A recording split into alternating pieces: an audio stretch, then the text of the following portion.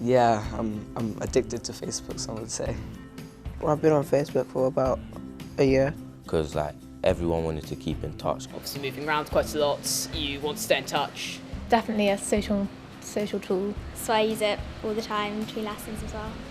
There's a revolution going on in education in the UK, and we saw how Facebook could be used in a really positive way inside schools and inside the classroom. We wanted to provide something which helps any teacher just be able to pick that up and think of some really straightforward, easy to implement ideas. All the focus has been on the dangers of social media. This was an opportunity to look at the positive side of it and actually to use it for what I think is a very powerful potential for learning.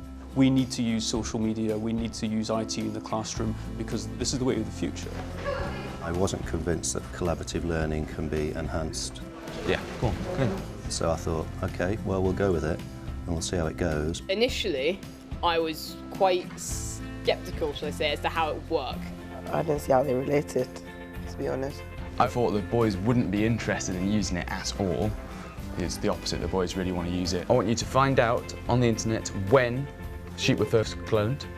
If you're using a medium that they love and they instinctively know, then you're already well ahead. Do you know who the contenders were for leadership of the Communist Party after Stalin? We know there are some brilliant tools within Facebook, closed groups talking about things that are just for within that classroom or that school group.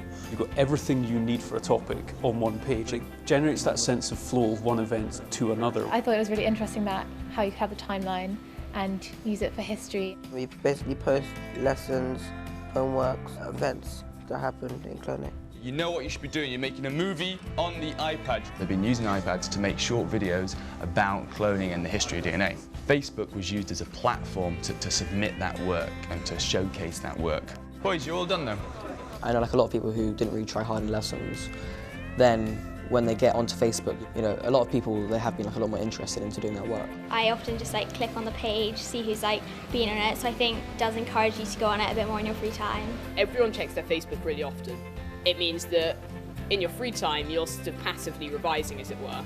Sometimes Sir might send us homework to comment on stuff and look through anything that's been added.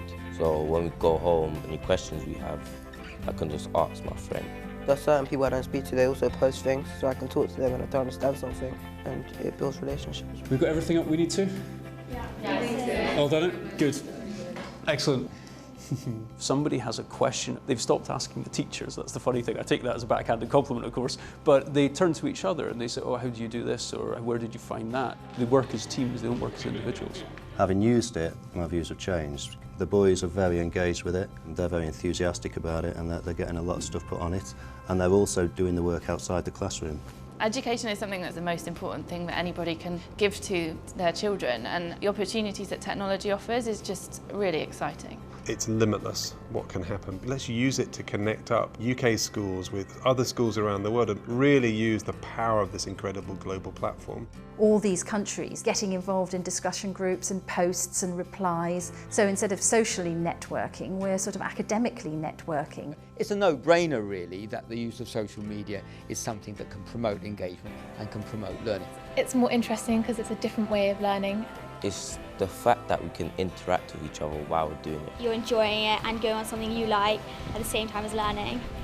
I've seen now that they can use it sensibly, they can use it maturely, so we just need to make sure that we're going to where they are to teach them best. This will never replace traditional teaching. This is just something that just goes alongside it. It's another tool in your toolbox that you have to teach with. I think if teachers get over what might be a fear of it, then they'll find there's huge benefit in the classroom. It educates me more because it's better than just looking into a textbook. Everyone checks their Facebook really often, and it's there, and it's done, it's a click away.